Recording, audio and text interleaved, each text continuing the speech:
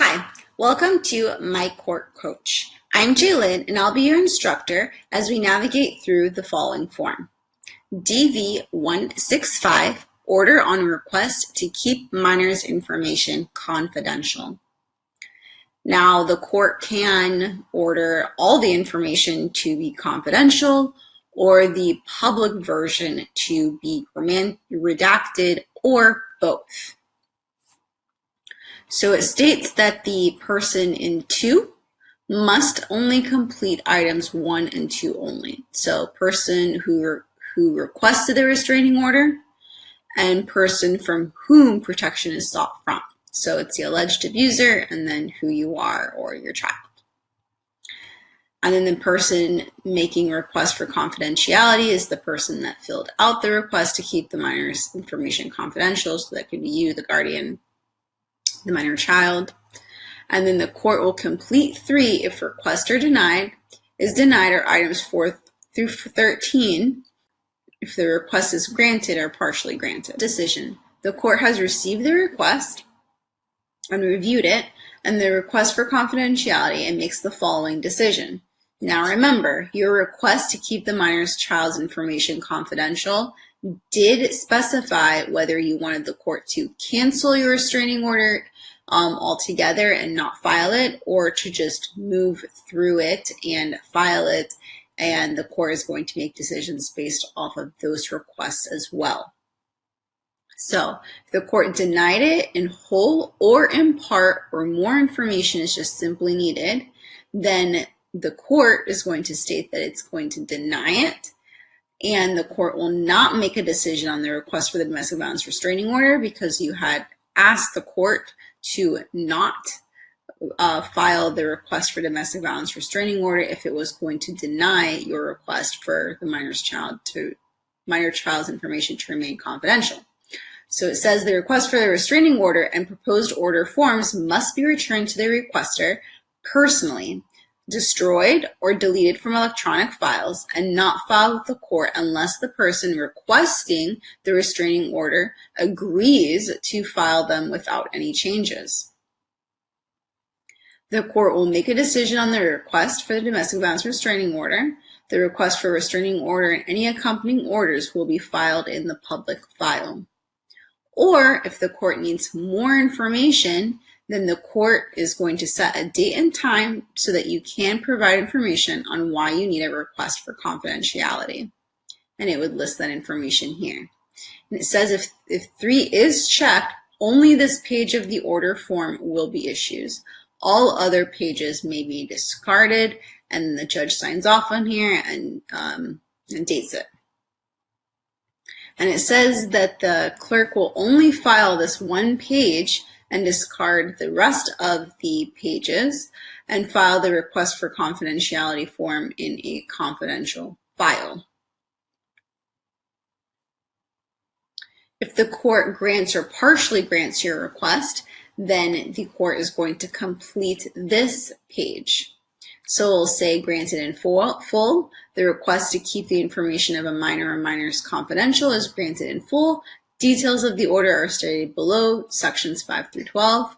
It's partially granted. The request to keep the information of a minor or minors confidential is granted only in part, and details of the order are stated below into items 5 through 12. And the court has to make some findings. The court has to find all of the following. The right to privacy of the minor in item 6 overcomes the public right of access to the information. There is substantial probability that the interests of the minor listed in item 6 will be prejudiced if the information is not kept confidential. The order is narrowly tailored, and no less restrictive means exist to protect the privacy of the minors in item 6. So the court has to make a finding of all of these factors in order for it to grant or partially grant your request for confidentiality. So you have to list all of the names of the minor children, and if you need more information or more space, then you could go to MC025 and then write the words additional minors and write their names. References in this order to the minor refer to all the minors listed. If the information listed in 8 is misused or disclosed to anyone other than law enforcement, you may be fined up to $1,000 for contempt of court or face other sanctions. So contempt of court means that you are violating the court orders, and so the court can hold you to that in terms of monetary sanctions, put you in jail, or do anything else that it finds appropriate. But for here, it's saying it's going to just fine you up to $1,000, or you can face some other sort of sanctions. So information to be kept confidential from the public. The following information must be kept and not viewable by the public. And so you're going to list the name of the minors that are going to be kept confidential, but then the initials will be viewable by the public. So if the names was Anna Nicole Smith, you would write, A-N-S, for example.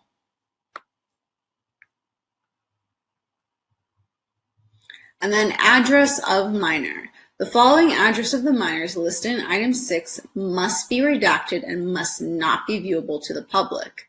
So you would write the address of the minors that will be redacted, that will be essentially blacked out from the public record. Any information relating to the minor, so the information circled in the attached copy of the DV-100 or other document or form, is made confidential by this order. So you do have to circle on the DV-100, just like you did for the request for the domestic violence restraining order. Sorry there. And the information below is made confidential by this order. So the location information can be the form number, page number, paragraph number, line number, attachment number, or exhibit number. And then you would also write the information that needs to be redacted. So if it's certain sentences, like a social security number, for example, or a sentence that has a social security number, you would go ahead and remove that as well. And then if there's additional information that you need to add so that the court can redact that information, then again, you could use another sheet of paper like the MC-025, and the court can use that as part of the order. If there's any other orders that you had requested as part of your confidential request, then you would type that out here as well. And then information to be kept confidential from the restrained person.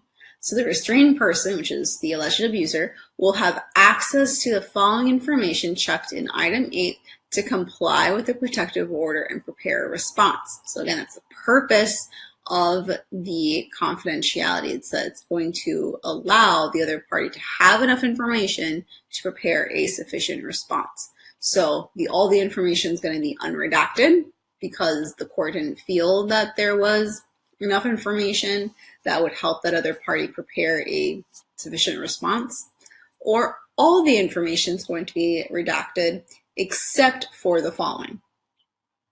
And so you get to write what information that the court is going to redact. And then you would attach MC-025, and the court would, again, anything that the court doesn't necessarily approve of, it will, strike it and initial next to it. So you need to make sure that you make that as easy as possible for the judge. So if the information listed in item 8 is misused or disclosed to anyone other than law enforcement, you may also be fined $1,000 for contempt of court or face any other sanctions. The responsibility for redacting all forms and documents. So all forms and documents submitted with the request for the confidentiality must be redacted and filed with the court no later than, and then a date or number of court days. Either the court's going to do it, or either you're going to do it, or some other individual is going to do it. The redacted documents must be filed in a public file, and the unredacted documents must be filed in a confidential file. Court records and hearings. The information listed in item 8 must not be disclosed by the court in any register of actions, indexes, court calendars, court transcripts, or minute orders in this case, future court hearings, including any documents introduced during a hearing in this case or any civil case in the state of California, to all parties. The parties made confidential by this court order must not be made public in this case or any other civil case. Any documents filed in this case or any other civil case that includes information listed in item 8 must be filed with a DV-165, which is a cover sheet for the confidential information attached to the front. So what that means is if there is now a civil harassment restraining order that is also being filed, and you wanted to use the information from this case, from the minor child's case, in that civil harassment case or in your criminal case, the court's not going to allow you to do that, and you will be sanctioned up to $1,000. So you may not use any of the information that is made confidential by this order.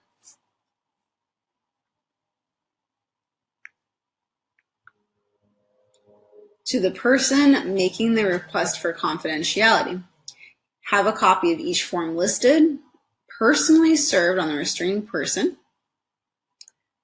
Have a copy of each form in item C mailed to the restraining person, the protected person, and whoever else that needs to be served.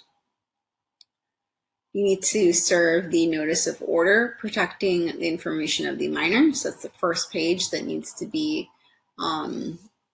served with the rest of your request for the domestic violence restraining order, the notice of court hearing, the temporary restraining order, a unredacted request to keep the minor child's information confidential, or a redacted request to keep the minor child's information confidential, or the order on the request to keep the minor's information confidential. And it's either redacted or redacted, depends on what 9B says above here.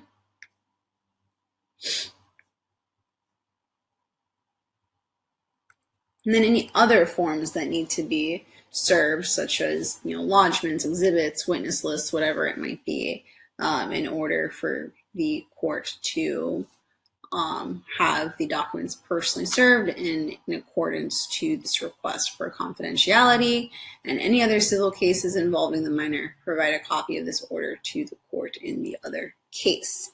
So the judge is going to sign off right here, and they're going to date it.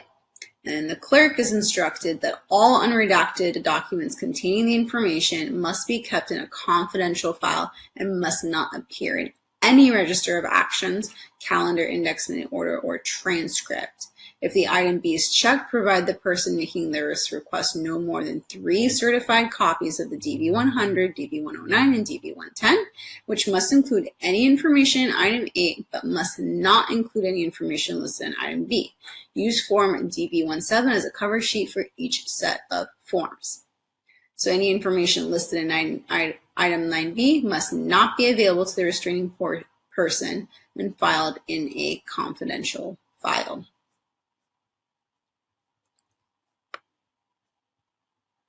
So this is very comprehensive, and the court must, again, meet these requirements as found here in order for the judge to even grant or partially grant any part of your request for confidentiality from the public or from just the restrained person. I hope that this helps, and good luck.